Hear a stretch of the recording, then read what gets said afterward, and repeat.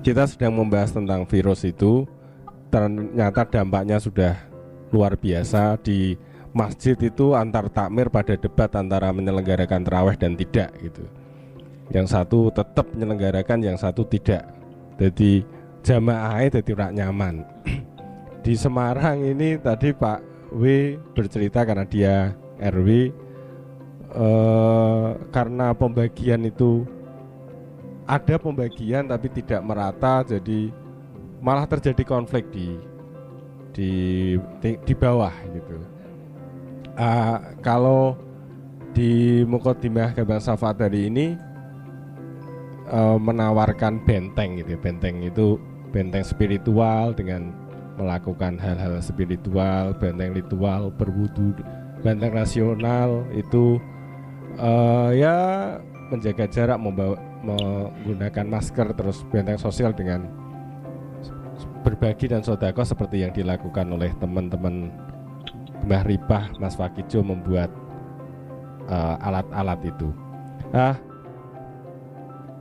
Kalau menurut Mas Sabrang, bagaimana kita harus menghadapi ini? Kan kita nggak tahu ini sampai kapan. Monggo Mas Sabrang. Bismillahirrahmanirrahim. Assalamualaikum warahmatullahi wabarakatuh. Selamat ketemu konco-konco walaupun jauh. Suara saya apakah jelas? Ya, siap. Pertama, saya ingin memberitahukan kemungkinan berita bahagia. Saya baru membaca 2 hari yang lalu dari berita dari Perancis.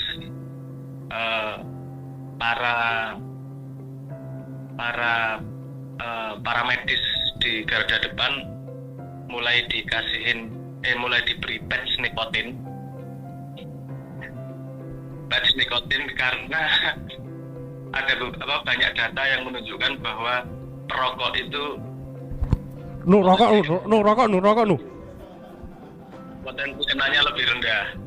Iki bener orang. Ning aku yang ngekek iku ya. Oke. Asu. Rokok. Saya tidak merekomendasikan rokok tentunya, tapi ini misalnya saya lupa statistiknya, misalnya dari 16% yang kena itu 4% yang perokok cuma 4,4% gitulah. Pokoknya sedikit yang perokok kena itu. Makanya ini lagi diteliti apakah benar karena nikotinnya gitu. Jadi belum berita rada menyenangkan untuk para perokok, tapi belum menyenangkan bora ya buat lono ya. Dan milih mati karena corona atau milih mati karena rokok kan pilihan pribadi. Iki rokok laris terusan Mas. Ini saya lagi-lagi saya tidak merekomendasikan, ini masih dalam penelitian juga. Saya itu membaca berita yang terakhir. Oke, ada informasi juga dari beberapa paper. Saya ngupdate informasi dulu ya. Informasi dari beberapa paper. Ada beberapa treatment yang sepertinya sudah menjanjikan. Ada beberapa cara treatment yang menjanjikan. Itu dari bulan kemarin sudah saya forward ke dokter, ke Omedot. Sekarang baru lagi rame di Indonesia. Saya kemarin dapat juga itunya dapat dari broadcastan mulai rame cara itu, yaitu dengan cara memisahkan plasma darah dari orang yang sudah sembuh dan seterusnya lah. Itu ada harapan di situ. Mas ada pada komen itu hidup rokok. Jadi lagi-lagi saya garis bawah, saya tidak merekomendasikan ngongkon rokok loh. Rungokke. Oke. Terus ada ini berita yang tidak begitu enak kemudian. Ada beberapa paper mengatakan juga kalau dari Indonesia Profesor Supiman juga sepertinya menulis, yang mendapatkan broadcastnya, bahwa kita harus siap-siap hidup berdampingan dengan corona seperti kita berdampingan dengan flu, demam berdarah dan flu, terutama dengan flu, karena dari tahun ke tahun flu nggak bisa dibikin vaksinnya, terus dia menyebar terus, ada terus tiap tahun. Kita harus siap-siap dengan keadaan itu juga. Jadi kalau proyeksinya sampai kapan? Ada pertanyaan saya begini, ini pertanyaan rada nakal saja. Pertanyaan saya begini, ini teman-teman semua banyak yang tidak suka dengan keadaan sehingga sebelum corona ini Anda ingin membuat perubahan di mana-mana. Dan Anda tahu sendiri perubahan pada sistem yang sudah stabil itu akan sangat-sangat susah. Nah, ini sebenarnya kalau Anda melihat dari sudut pandang itu, normal yang kemarin yang ingin Anda rubah, sekarang terbuka kesempatannya untuk Anda rubah. Normal. Betul nggak logikanya? Iya. Nah, normal yang kemarin ternyata nggak menyenangkan. Ya, normal yang kemarin semenyenangkannya Anda pengen merubah loh. Nah, sekarang dikasih kesempatan sama Tuhan, Drek, semua sak dunia kolaps gitu. Mumet gitu. Kalau Anda pengen melakukan penataan yang lebih baik, sekarang adalah saat yang luar biasa. Nah, tapi itu cara berpikir yang memang butuh matang. Apa? Karena perubahannya fundamental, nggak hanya dari urusan pemimpin apa segala macam. Ini perubahannya, kalau mau bikin perubahan itu harus fundamental konsepnya. Kalau tadi bertanya sampai kapan, dari paper yang saya baca dari scientist, yang sekolah dukun ora tak lebokke ya, yang dari para peneliti itu ngomong optimisnya 2022, pesimisnya 2025. Terus ada juga yang mengatakan lebih pesimis lagi, wes iki bakal ngene iki sak umur urip. Kita harus hidup bersama bebarengan iki, harus siap-siap. Nah, jadi menurut saya ojo nunggu normal meneh. Karena itu normal itu membuka kesempatan Anda untuk komplain toh, bukan untuk membuat perubahan. Sekarang dipikirkan, gini, membuat APD, mengumpulkan dana untuk membantu dan seterusnya, itu tidak buruk. Itu baik, tapi harap diingat itu nafasnya tidak panjang. Saya sudah melakukan konsolidasi dengan beberapa teman Jogja, sumbangan-sumbangan juga sudah mulai menurun, karena yang nyumbang ya butuh urip juga. Kalau waktunya semakin panjang itu, ini pemerintah memberi dana dengan dana desa itu 600.000 per kepala keluarga, yang itu membuat keributan di bawah juga, itu tadi yang Anda bilang. Tapi itu memberi nafas paling enggak 3 bulan. Pemerintah hanya mampu mensupport 3 bulan tersebut.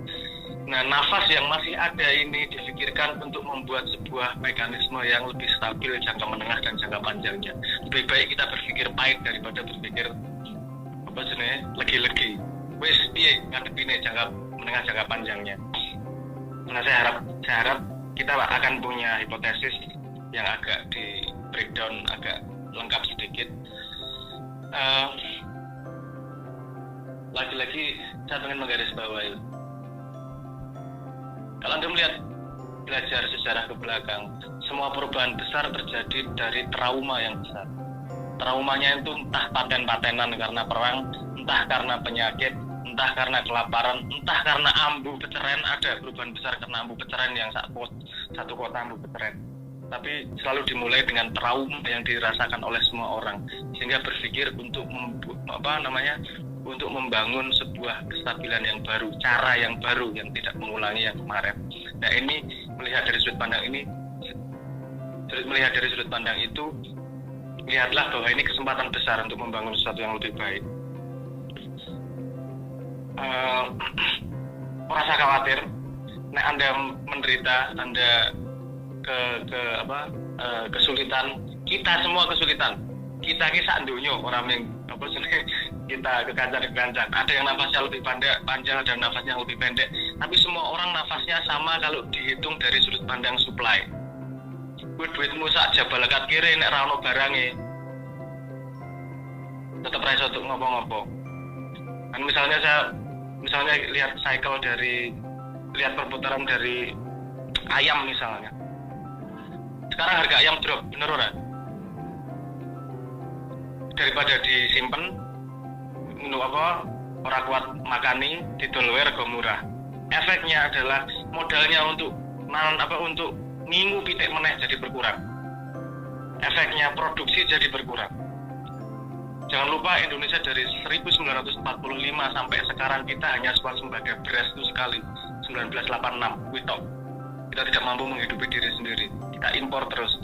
Nah, saya kira impor nang endi nek negarane sing kita impor tidak mau mengekspor. mereka yang butuh nguripe dhewe.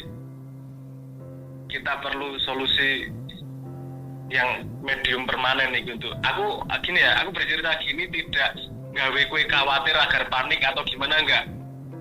Wes keadaan seperti ini kita hadapi dengan seobjektif mungkin. Piye ngadepine? Tandang ngono ora juk leda-lede nunggoni kapan rampung. Bu iki rampungnya kapan aja diarepke.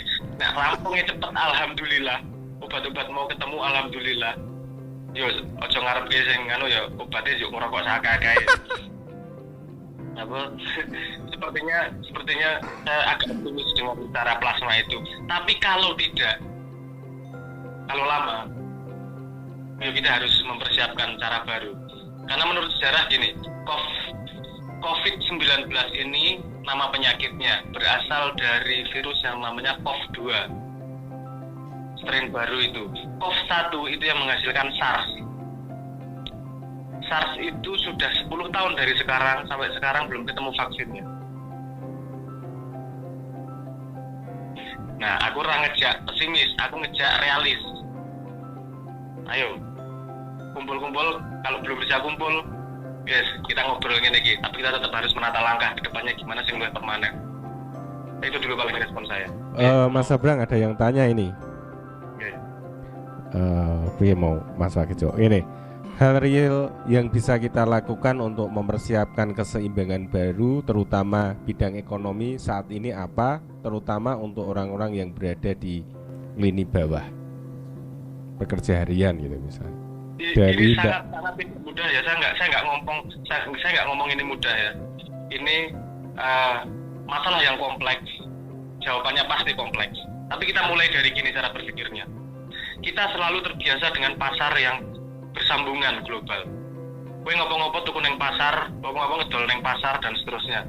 Itu pasar yang bersambungan Indonesia kemudian bersambung sama dunia. Apa yang terjadi kalau dunia goyah, kita ikut goyah karena semua sambungan.